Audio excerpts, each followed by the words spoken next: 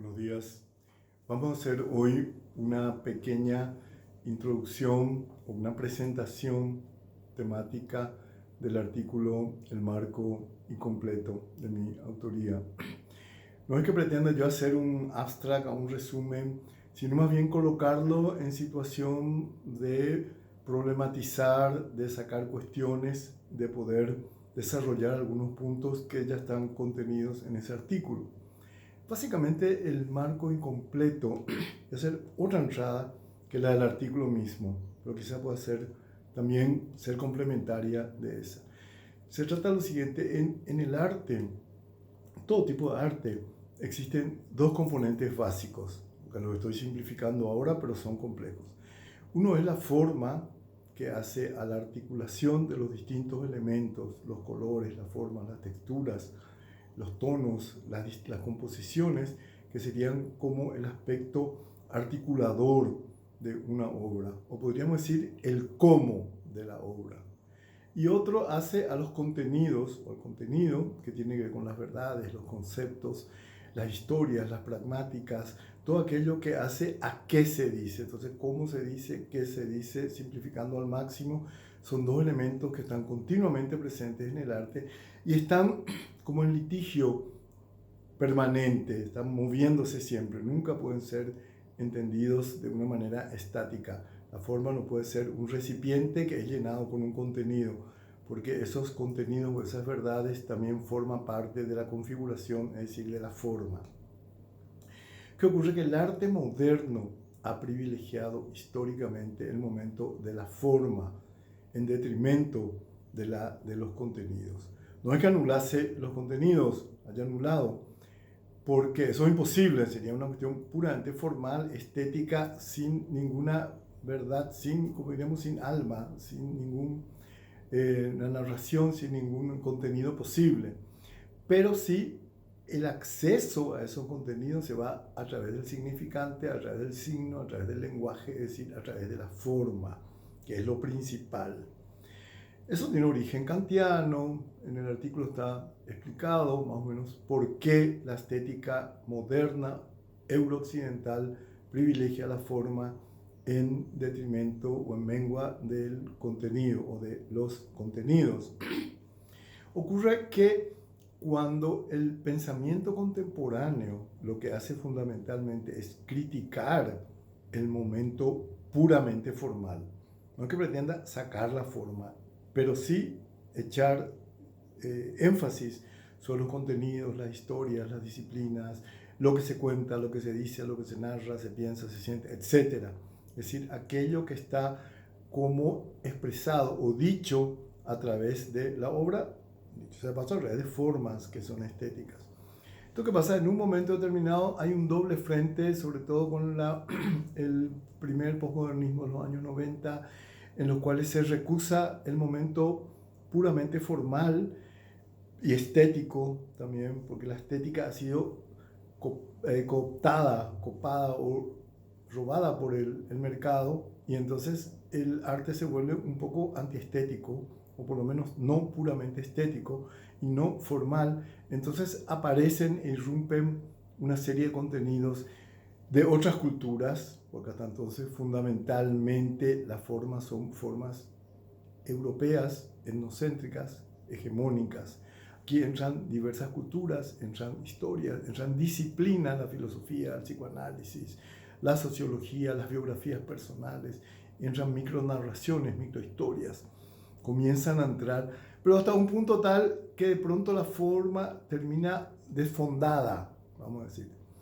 Uno iba a una Bienal de Kassel de los años 90 y encontraba puros cuadros, puros esquemas, porque eran puramente formales en un primer momento, y de pronto se vuelven puros contenidos, esquemas de contenidos, y está a punto de perderse el aspecto estético o el aspecto formal de la obra. Y entonces se plantea ese problema: ¿cómo hacer para que una obra mantenga un nivel de producción de contenidos, de producción de verdad, de comentarios sobre el mundo que tiene que ser la obra, pero sin perder el auxilio de la forma estética, que es lo que hace que esa obra sea una obra de arte?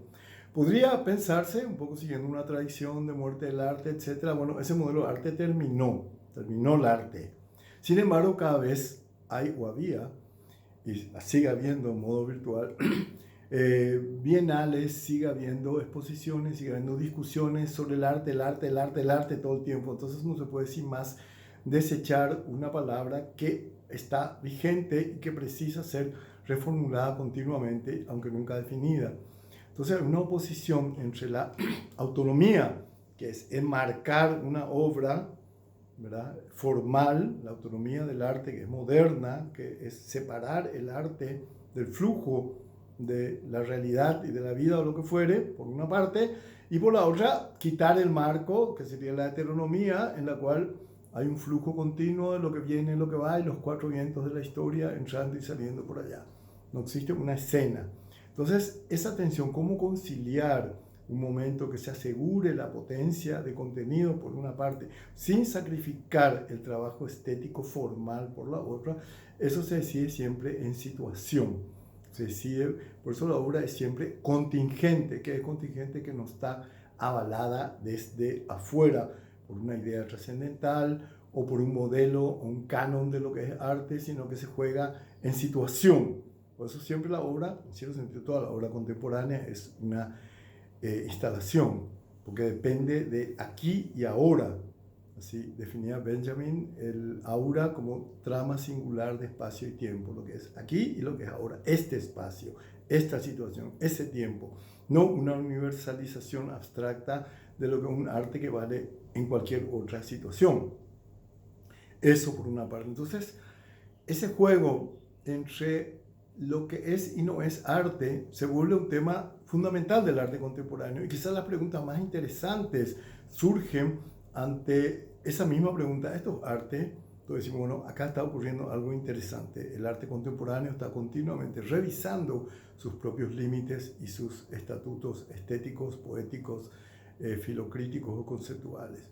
Eso señala que acá nos encontramos en un punto en el cual no está asegurado de antemano la artisticidad de una obra, sino que depende de instituciones, depende de lenguajes, depende de conductos por los cuales circula esa obra y cómo se presenta esa obra.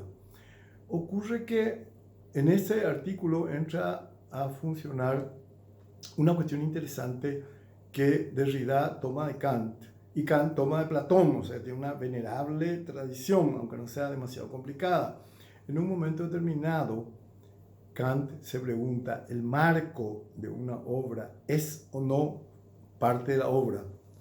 Y dice, es y no es. ¿Por qué? Porque no es lo mismo un marco dorado que un marco de madera o un no marco, ¿verdad? O etcétera. O bien la pura pared también. No es lo mismo una pared roja con una pared verde, como la intemperie. Entonces, Kant llama a eso el Parergon. ¿Qué es el Parergon? Lo que es y no es parte de la obra. Y eso resulta desconcertante, pero además sumamente interesante en un filósofo como Kant, que diga simplemente el marco es y no es parte de la obra. Deja así, es y no es. Por supuesto, a Derrida, a quien le fascina el es y no es, o sea, lo indecidible, lo que no descansa en categorías fijas, sino que está cuestionando su propio estatuto ontológico continuamente. Le encanta ese es y no es, le encanta esa idea de Parergon, y el Parergon, el marco es y no es. Pero cuando hablamos de marco, podemos hablar también del marco de la pared o del marco institucional, que no es lo mismo estar en un museo que estar en un cine. No hay que uno sea mejor que otro, pero son marcos distintos. O el marco sociopolítico, el marco histórico, el marco de una época, son también marcos. Entonces, ¿cómo puede darse el hecho de que al mismo tiempo pueda mantenerse un cierto margen, o sea, un cierto cuadro, quiero decir, y al mismo tiempo la obra no quede asfixiada, encapsulada en ese marco, sino que se alimente afuera? Entonces yo, un poco metafóricamente, proponía el concepto de un marco incompleto, que significara un cierto recodo, resguardo que da la forma, pero no un sofoco de la forma, sino que pudiera pespuntearse quizás un límite, que pudiera ese límite ser traspasado desde afuera, pero que hubiera un mínimo terreno, aunque sea provisional, contingente, hoy, ahora, acá, en el cual dijimos, bueno, acá está ocurriendo un contenido determinado que necesita ser custodiado por una forma. ¿Por qué? Porque la forma surge ante el tribunal de la mirada. Se presentan hechos, cosas, movimientos, fárragos de situaciones ante la mirada, y la mirada conforma, da forma, articula esos mundos separados a través de la percepción, más ligeramente de la intuición, la sensación, el deseo, en fin, toda una serie de elementos que hacen a la subjetividad, porque la mirada siempre está cruzada por el deseo, y ahí se arma el problema y la posibilidad del arte. Pues si fuese solamente visión, sería una cuestión objetiva y una cuestión científicamente determinada. ¿Qué se ve? La mirada no. La mirada es y no es. Está fuera y está dentro del cuadro. Está atendiendo a lo que pasa alrededor y está atendiendo a lo que resuena en la subjetividad de quien mira. O sea que en esa situación parergonal nosotros tenemos una, no digo una solución ni mucho menos, pero sí un indicio interesante para estudiar el arte contemporáneo, que siempre se da en situación, nunca ocurre de manera desvinculada, desinfectada de historia y de tiempo, siempre es aquí y ahora.